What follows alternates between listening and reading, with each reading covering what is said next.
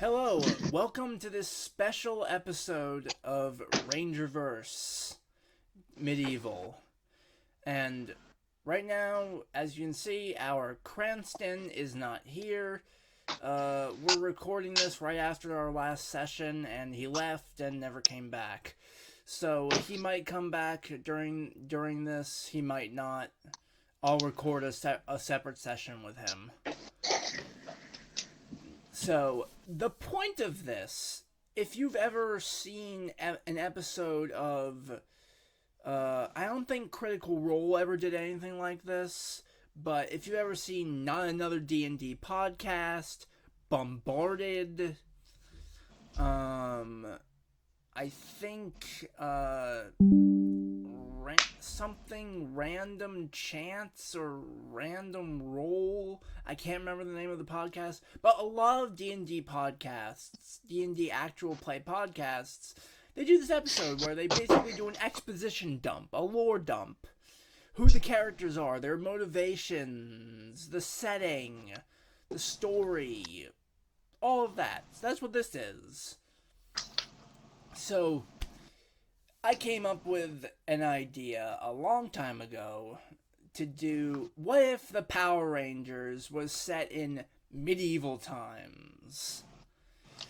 And I've always loved medieval times as a setting. What if Power Rangers was set in a legitimate fantasy setting?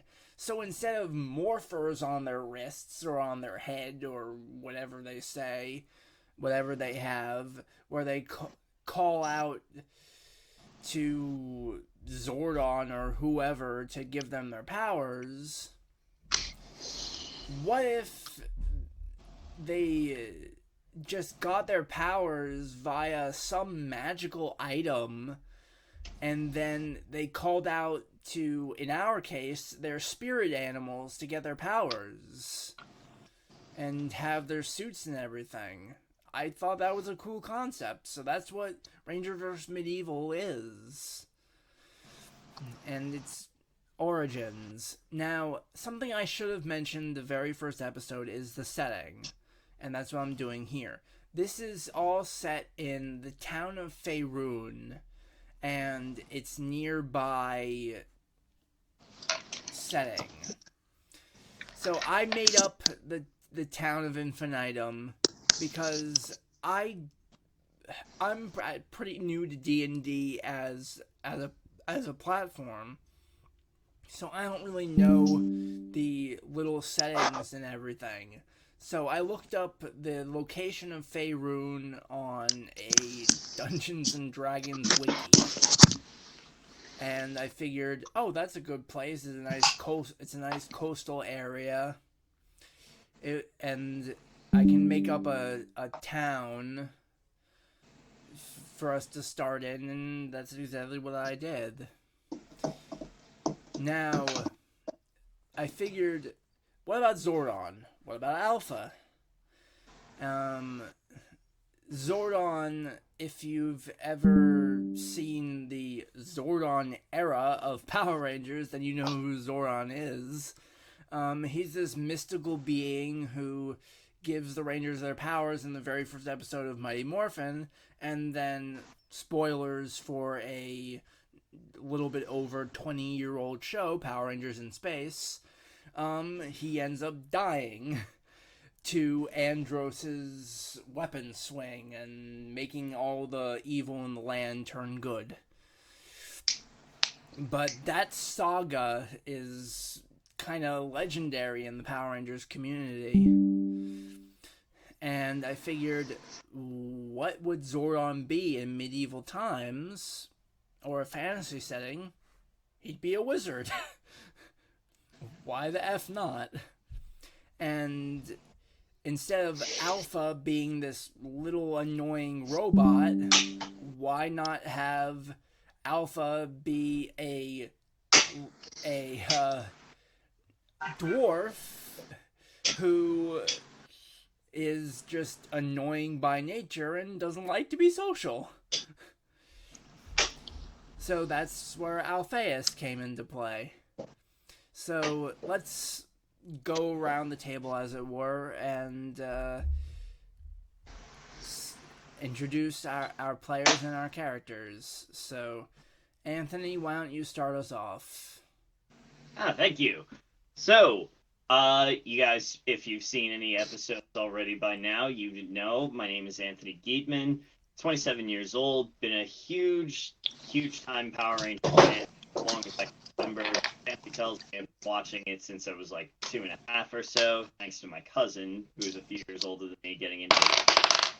Uh, I met Trevor, not in real life, virtually, thanks to a few Facebook groups here and there last year in 2020.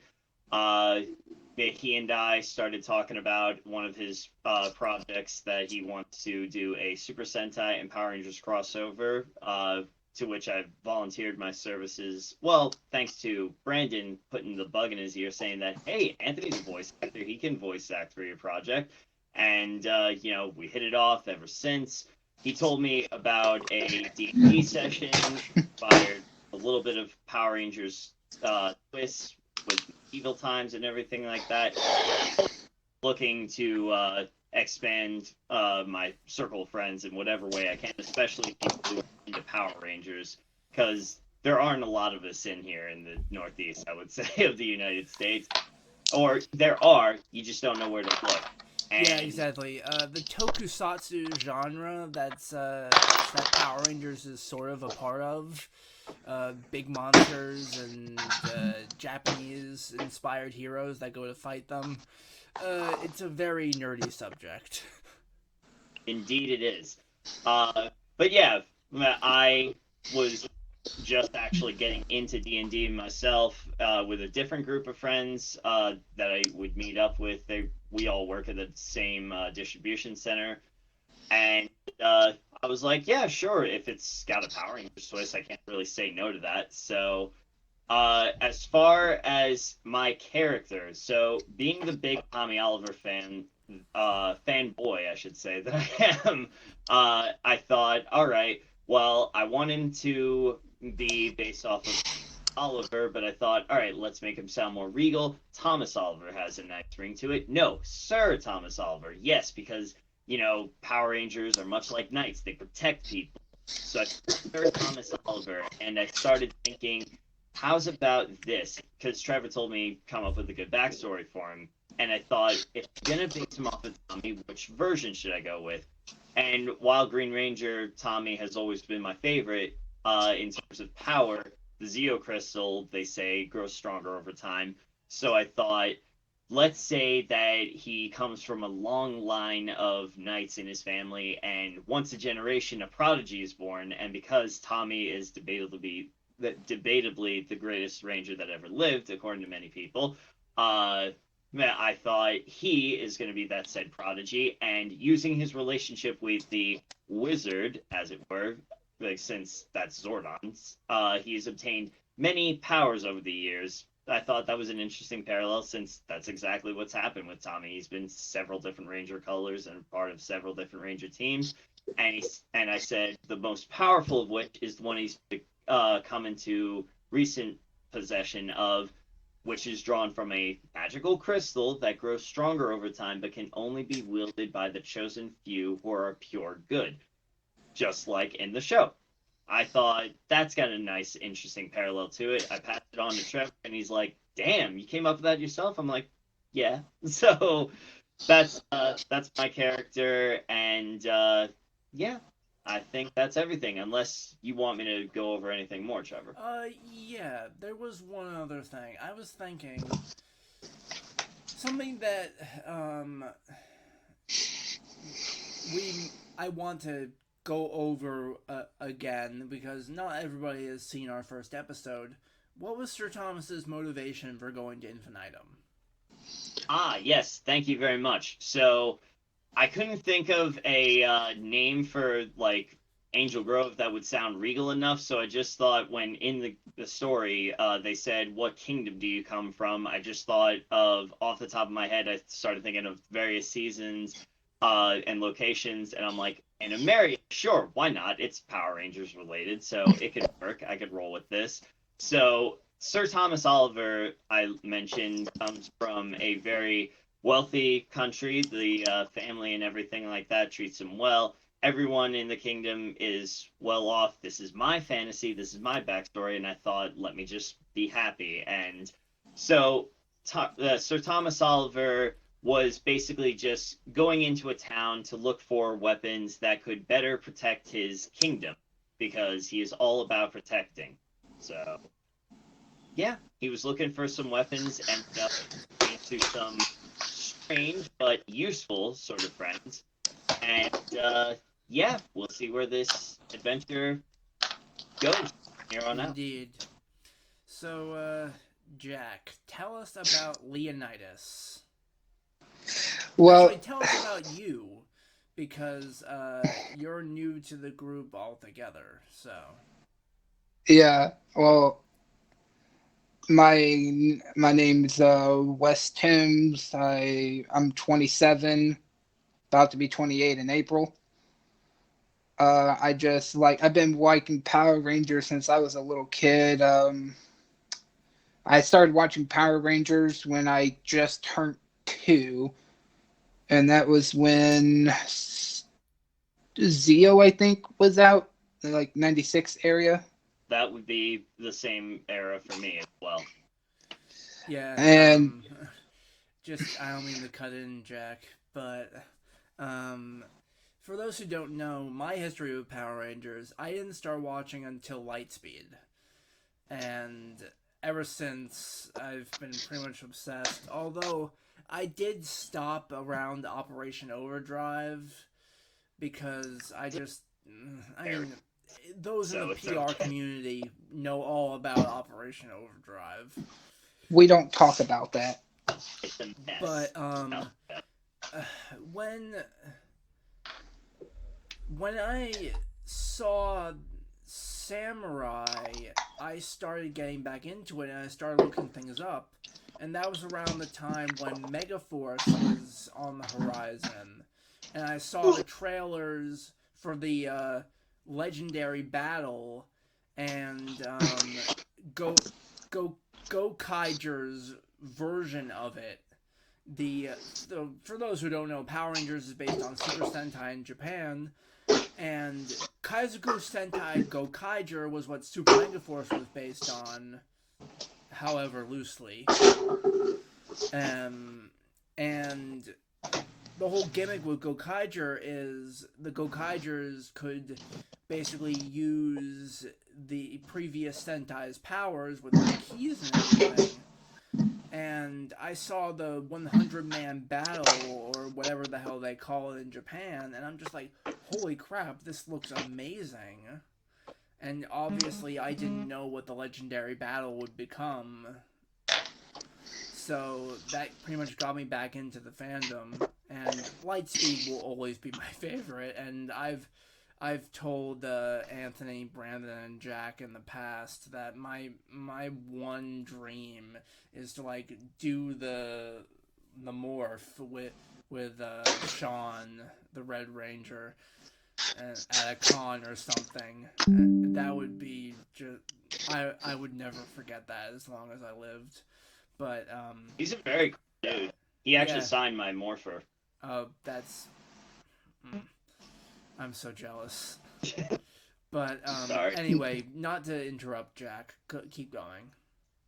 It's fine. But as I was saying though, I basically it was my mom that turned it on. Just happened to be on when she turned on the TV because I wouldn't stop crying. She wanted me to basically shut up. So she saw this color for people. She didn't expect it would become a problem in my adult life. But it apparently, whenever it comes on, whenever I'm crying and it's on, I stop and I go like this for the explosions, all happy and giddy. But yeah, I've been a Power Ranger fan for a long time.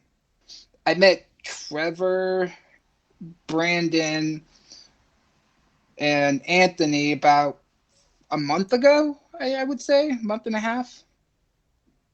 Something like that. It was probably like around August or September. It's currently October, so yeah, right around there. And the reason I'm in the group doing this is because I just happened to see Trevor's post in a group we're all a part of. Said who would be interested in doing a Ranger style D&D themed game, and I messaged Trevor. I'd be down for it, and that's how I became part of the group. All right, so that's your personal backstory. So, Jack, why don't you tell everybody the story of Leonidas, the human turtle, Okay, all right. or turtle as it's known colloquially? So I was raised in the forest, deep in the mountains, um, with my family and village, and it was destroyed by creatures that Leo has yet to identify, but I know what they are. They were Rinshi. And my village was. I'm the only survivor of my village, and I was saved by Ninjor. And he took me in, showed me some things, taught me some stuff, and took me to a monastery. And I trained there as a druid, and now I'm here. Current times, I am wanting. Ninjor disappeared, and I'm here. My reason for leaving the monastery is I want to find him and be able to thank him for all he's done, and hopefully, maybe prove to him that I can be a worthy successor of him. Now, when it comes to general story that I'm going for, and obviously, if you're new to Dungeons and Dragons as a whole, it's normally a regular tabletop game that you would play in person.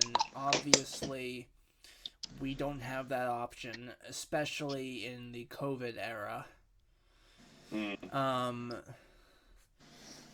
But Dungeons and Dragons is all about going through fantasy locations and fantasy adventures, role playing as different characters that you make yourself. Gotta with improv. The story, gotta have a lot of improv skill. yes. If you don't improv well, then I don't think D&D is for you. But if you're looking to improve your improv skills, then D&D is probably a good place to start. Because, yes, improvisation is definitely a needed skill. Especially as a dungeon master. I said in a previous episode, actually I think the most recent episode that was posted, episode 3, I said, my players have dashed my plans, and that tends to happen a lot, because you don't know how players are going to attempt a situation that you give out. They could go one way, or they could go another. They could go the way you're hoping that they're going to go, but they could completely surprise you, like Leo has throughout this campaign so far. I mean, definitely a chaotic good, this guy. yeah, and I mean, if you saw our second episode, or was it the first? I think it was the second. Leo literally dropped a lightning storm on an entire Nylock camp and basically decimated the entire thing. And This portal is very strong. and There was one that was still alive. well, one general and 2 grunts. I had this whole epic, almost war set out for them, where they would go in different stages of the camp and fight different grunts and generals, and then Leo comes around and just goes lightning. We want to survive as much as possible. And then in the most recent episode that we posted, episode 3, I was planning on a more of a true stealth type of mission with this whole infiltrate the town type of thing. I was hoping that they wouldn't get into any combat at all. And this would be like an Assassin's Creed type of thing, where they would sneak around and just kill people off one by one or something. But no, they sit down. They sit down at the bar, and and the bartender's just like, nope. And then he does let something slip. He's just like, oh, there's this guy you might want to seek out. And again, Leo goes, oh, I'm gonna poison the liquor. Which I unfortunately never got the chance to do anything with. I might get back to that casino at some point. But and also D&D is very dependent on dice rolls, so depending on how well or how badly you roll, things can change in an instant. For sure. I mean, something that maybe you've seen the previous campaign we did, which unfortunately I can't access anymore because it's on a YouTube channel I don't have the password for or the email address. But our previous campaign was based more in traditional Power Rangers setting, and it was with a completely different a few completely different people, and Anthony was just playing as plain old Zeo Tommy, and he didn't roll very well too often, unfortunately. He's rolling. Not doing Tommy justice. He's rolling a lot better in this campaign, and although unfortunately, when he sat down at the supernatural occult craps table, he didn't roll very well at all, and ended up taking a few psychic damage to the brain because of it. But yeah, it's all dependent on dice rolls, so things can go well, things can go not so well, and it really also depends on the personality of the DM. I personally, I want the story to move forward, so pretty much anything that will move the story forward, I'm okay with. So that's why I'm allowing Jack to do all these essentially overpowered shenanigans, because it's moving the story forward, and it makes for a fun game. They are not overpowered shenanigans, okay? I am following the rules of my class, and I'm just playing it as such. There is nothing OP about a druid until it gets higher in level. Yeah. But also, from episode 2 to 3, you may have noticed a bit of a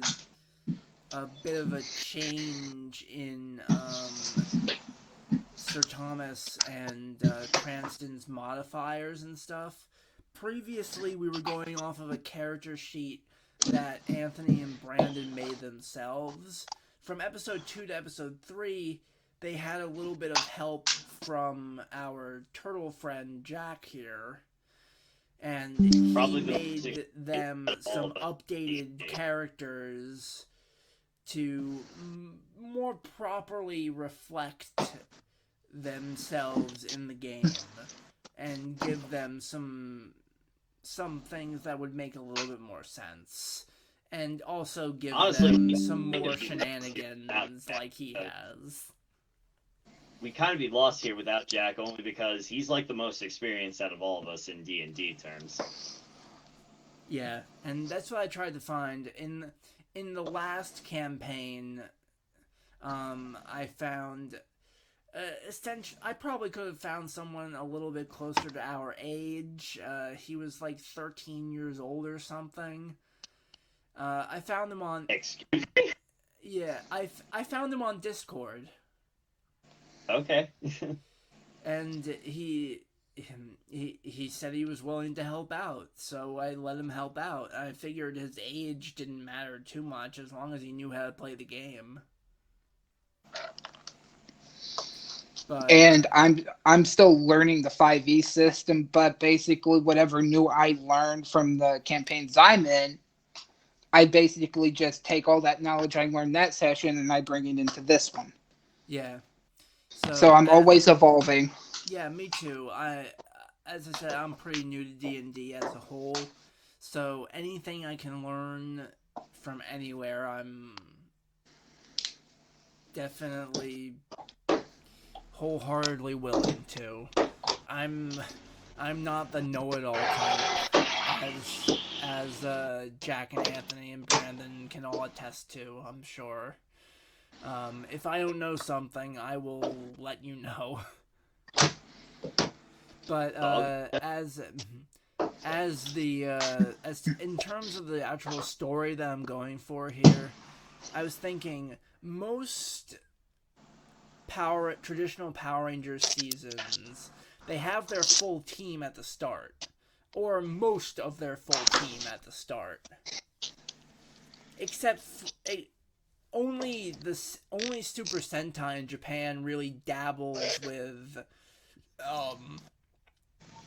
like a team of 3 or 4 Rangers, or Senshi as it's known in Japan, and then they gain the full team later on in the series. Here in America, we only had a few series like that. I mean, Ninja Storm only had the 3 Rangers at the start. Ninja Storm, Dino Thunder. Heck, even SPD, while, we did have our core 5 Rangers, it did take till the 2nd or 3rd episode until we got the full team. At first, it was just, Bridge, Sky, and Sid as Rangers. But, thanks to the credits, we knew that Jack and B were eventually going to be. And even Dino Fury, we only started with 3 Rangers at the beginning. Their names are escaping me right now, but still new, and I'm honestly okay. Connor McKnight, Ethan James. No, not Dino Thunder, Dino Fury, the most recent season. Oh, Dino Fury, the new one. Yes. Yeah, I haven't seen Dino Fury at all, so... It's on every Saturday for Nickelodeon, and thanks to DVR and Netflix, I watch the episodes that way. Yeah, but I'm probably gonna pull it up at some point, but because it looks pretty good. I haven't seen Ryu Soldier though, so it's all right. But yeah, as far as that goes, like we started out oddly enough with 3 Rangers, even though the 5 featured in the credits of the first episode, but we can't forget Mystic Force. Yeah, of course. But we did have our full team like by episode 1 or 2, and like because I'm pretty sure Mystic Force was a two-parter opening, so the first two episodes were shown on the same day for the premiere. But it wasn't until Nick, their leader, joined the team when they got their first core 5 Ranger. But Yeah. it took till maybe the third episode until we got our Green and Black Rangers, who are a pair of brother and sister. Yeah, and Let's see. also, because that's what I really wanted to do was I wanted to have an unfinished team, and spoilers, I do plan on adding more Rangers, whether it's actually more real people or just characters NPCs that I play myself. I do plan on adding more mighty mystics, as it were, to the team at some point, and making it like a full team of 5. One team that I particularly liked with the whole adding members sort of thing, even though we got 4 Rangers at the very beginning of the season, Wild Force. It's established by the second episode that Max and Alyssa were Rangers for 6 months, Danny for only 2 months. Taylor, the Yellow Ranger, she was the most experienced, being a Ranger for only A year. for like a year. I mean, I said over a year. I'm sorry. I meant to say that. And then Cole, their leader, the least experienced of the bunch, he's the one who's just been one for barely a day. I find that pretty fascinating that they had established that. So Oh it's yeah, like for all we I mean, Wild Force in general, it had one of the best stories of the sort of modern era. Yeah, it's not a perfect season by far, particularly in the acting department and stuff like that. Or dialogue, like some of the dialogue is kind of cringy. But I think it's an underrated season overall, just because the action is very good, the story is very enjoyable. The team up episodes were absolutely phenomenal. So there's Oh a yeah, lot to learn about Wild Force. yeah, and for those of you who have seen Gal Ranger, it's actually very, very similar to Gal Ranger as well. I mean, even down to the freaking morphing sequence. Change it now access to wild access. Very, very subtle change there, guys. Yeah, and even the actual like motion of them going through the motion of morphing. They pull out the phone, they press the button, Gal access, wild access. Yeah, and the sequence of them basically having their phones turn into their animals, and seeing them helmetless and everything. All they basically did was Photoshop the American actors on top of Sentai actors' bodies, which is particularly interesting considering that Taylor's counterpart Gaku is a man. Indeed. But anyway, I really like that aspect of some of those seasons like Ninja Storm or Dino Thunder, where they only have 3 members at the start, and you don't know how large this team is going to get. So I kind of wanted to get that vibe. And especially with the whole spirit animal thing that I've got going, or I'm trying to get going. That's another thing I was kind of hoping that our team would rely on more, is their spirit animals, and because the only ranger slash mystic that is even used in elemental type is Sir Thomas with getting the fire sword ability from Leo. I use ice knife. Yeah, but that's not really part of your silver dragon. A silver dragon in D&D does cold damage. Oh, I did not know that. see, we're always learning. So I guess it's more part of it, the spirit animal than I thought. But as far as I know, Cranston hasn't done anything with magic at all yet. So I don't know if there's a way to incentivize him to do that, but With We'll think of something. may yeah, I add? We're still doing this preview thing, so can I add something to it? go ahead.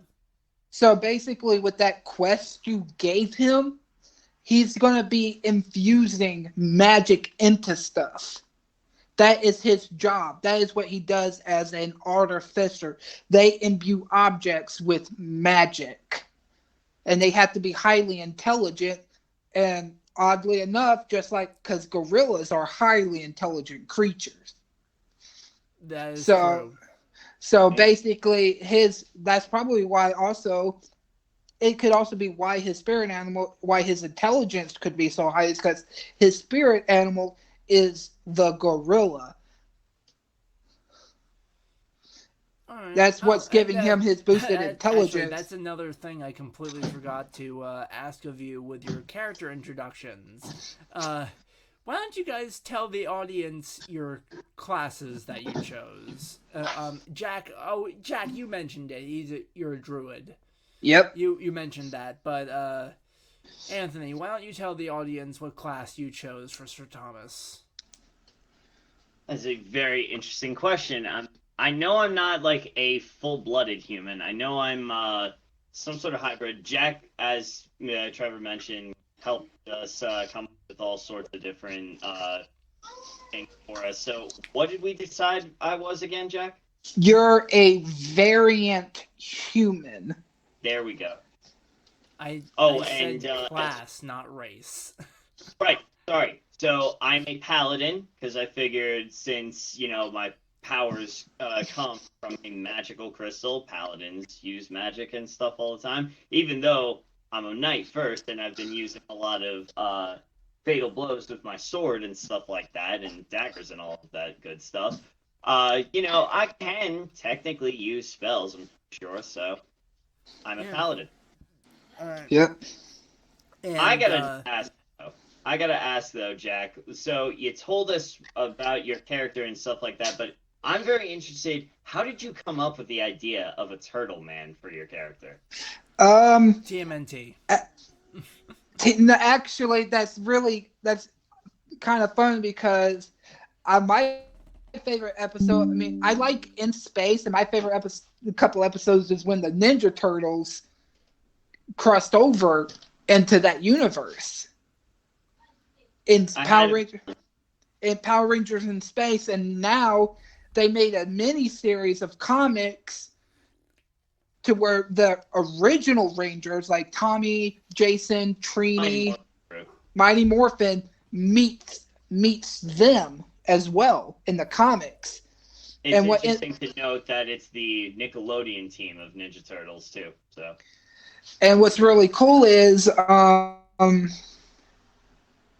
Tommy is undercover trying to get his coin back, and the person that has it is Shredder. Mm-hmm.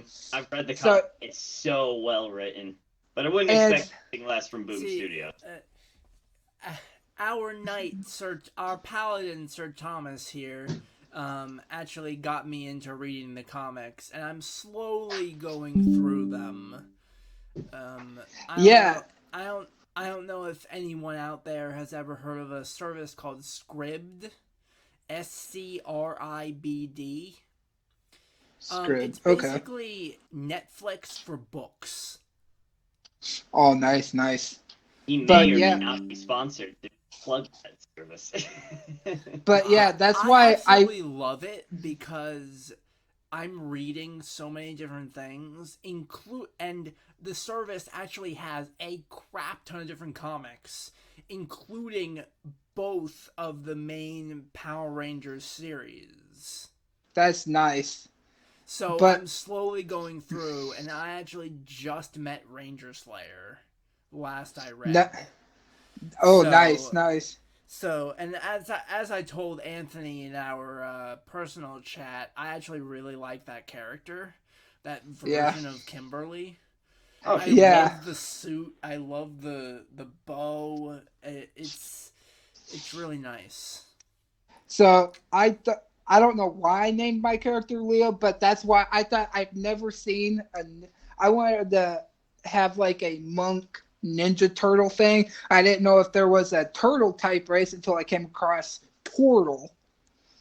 So you know what? I'm gonna do it. I'm gonna roll with it, and I made Turtle. But my behavior, though, is probably more reflecting as Raphael instead of Leo. I would say so. Uh, I'm just I wouldn't really know. I haven't seen too much TMNT. The only TMNT experience I really have is please. that in space episode, as well as a TMNT Smash Brothers ripoff game on the Wii. Please tell me. So you've never seen none of the original TMNT movies? I believe I've seen like part of the first one. Wow. Oh, That's about My- it. Anthony, I have Ninja basically Turtles. no experience. Anthony, my soul hurts. I know, because Ninja Turtles is just as precious to me as Power Rangers is. Both series. I know. I understand. I mean, And there's so much I want to Turtle get back. lore. I want to get back to the point of this episode, but real quick. Sorry. We'll talk about this later. No, but Yeah. we can talk about it real quick. But Okay. I understand some people are just nuts about TMNT. And I remember when the new live action TMNT movies came out a few years ago. Ew. Your reaction says it all. A lot of people had that reaction, and I didn't understand it because I'm looking at these characters and it looks fine to me. Well, I would be alright with it if Michael Bay was involved, the man who killed the Transformers franchise. Well, and there's another thing. I have more experience with Transformers than I do with TMNT. Because when I was a kid, I had a lot of Transformers toys. Yeah. And But I will say, actually, though, the new my ones... first media experience with Transformers was actually the Michael Bay movies. Oh, dear God. And I thought the first one was pretty good. Yeah, but then they get worse and worse, and they just keep repeating the same scenarios throughout the whole franchise. Okay, well, we can talk about that another time. Right. Yeah. That's my experience with Transformers, and that's my very little experience with TMNT. So Yeah, but yeah, that's how I came up with playing a Turtle, was because of those things right there. So I mean, I figured the In Space crossover episode Shell Shocked had something to do with it, since they kind of technically are in the Power Rangers universe. But I wanted to see, like, and I also started thinking, why would he choose a turtle of all things? But after seeing you play in the game, I can see it has lots of advantage. well, it does, and what I'm trying to do is not cross-class, because if I do, I'll basically become, pardon the language, even more bullshit. yeah, if you saw our first episode, which I legitimately hope you did, that's when Leo was monk and druid. Yeah. And, it was basically impossible to not get a bad roll. So It was impossible for you to hit me. exactly. Anything else? it was impossible to hit him, and it was basically impossible for him to not roll like past late 20s and early 30s, even 40s. So I'm just like, hey, can you dial this back a little bit? Because I don't mind you being a little OP, but I do mind you not being, invincible. Well, I'm not invincible. Not technically. For the early game, you are. Well, I mean, yeah, an adult dragon would have to have a nat 20 to hit me, but that's neither here nor there. I'm pretty sure that is here and there. But anyway, so back to the story. So we have our three mighty mystics, and my plan is to have them face off against various Power Rangers villains from various series. The only reason why we're going with the Nihilok right now is because Brandon mentioned them in the first episode, and I just went along with it. I was actually planning on basing the first episode on Jungle Fury, because once I went back and saw that series, when I got back into the series, I'm just like, oh, Jungle Fury is nice, and so is Geki Ranger. Once I saw Geki Ranger, Geki Ranger is better, for the record, in my opinion. You're welcome to disagree, but I like both. But I think Geki Ranger is better. I tend to agree mostly, although I do like RJ. Oh yeah, everyone loves RJ. Like, how can you not love RJ? Well, if your name is Easy Rider, a famous Toku reviewer, you apparently almost hate everything about Jungle Fury. But I think that's because he's very biased towards Geki Ranger. Well, anyway, So, I was originally going to do Jungle Fury for the first episode, but Brandon was just like, oh, the Nihilok. And I'm just like, there goes that plan. Okay. and what's kind of cool is technically you can still do that because that's part of my backstory. Yeah, and I'm planning on somehow integrating that, possibly in the next episode. Wink, wink. Oh, nice. But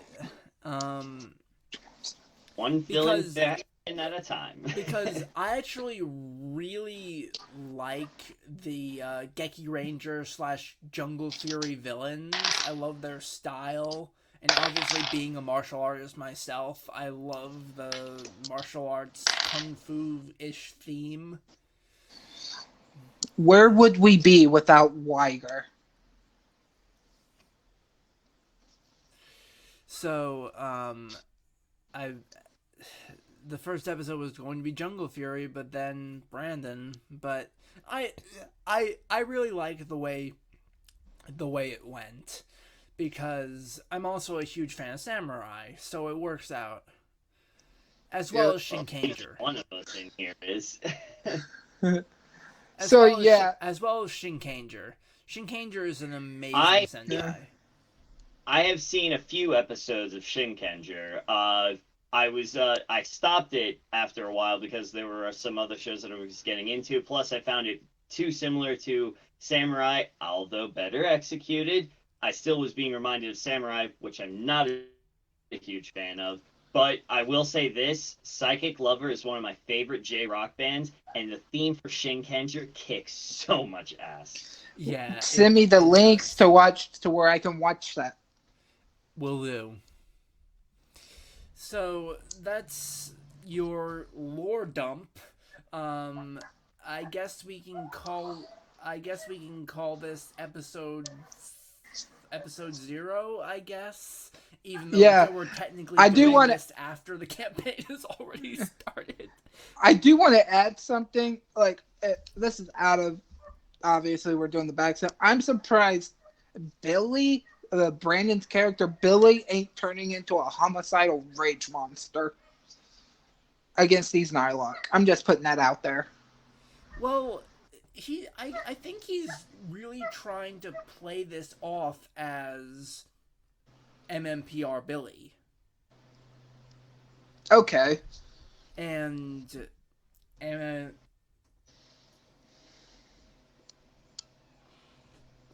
that makes sense. I guess my dad doesn't like the noise coming out of this room. It's whatever.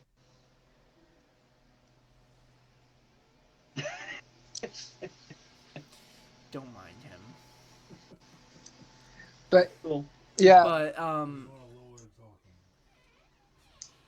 But yeah, he's trying to play this off as MMPR Billy, and in MMPR, especially the first season, Billy is very shy and kind of sticks to himself. not apparently when it comes to the ladies. That's just Brandon, personally. I think he's putting a little bit of himself into Billy Which there. which is technically what you're supposed to do. Which Yeah, is kind of I cool to get see. it. yeah, and I don't mind, but I certainly didn't expect him to try to flirt with a bartender in the first episode, but okay. I do have a question. Now this might, because I'm saving this for next time. But are you making Dayu a female, or what? Did you make Dayu a male? I actually didn't think about that. Because Dayu is female. Yeah. In both ship and I'm probably gonna have her be female. Okay, that's all I needed to know. That's all you needed to say to me. I already know where he's going with this. No, there could be multiple ways that I You're could right. go You're with this. unpredictable. You're unpredictable, man. I mean, most likely I'm gonna make Dayu a female because I want to keep it semi-show accurate. All right, you got. If you're gonna end it, can I say something funny? Dayu needs some turtle love. Is all I'm saying. Oh,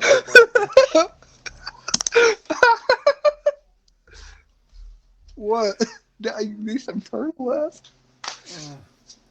Okay, so as I said, that was your lore dump. You could call this episode Yep. 0, even though we're a bit of a way into the campaign already. I just came up with this. Figured you'd all enjoy some background lore that we don't get to in the regular sessions. Yeah. I hope you Special enjoyed. I will be doing a separate session of this with our Billy Cranston, Brandon. So look forward to that. I'm your DM, Trevor Golding. I'm Jack Russell, Leo the Turtle.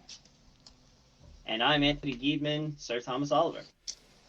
And thank you for watching this special episode of Rangerverse Medieval D&D.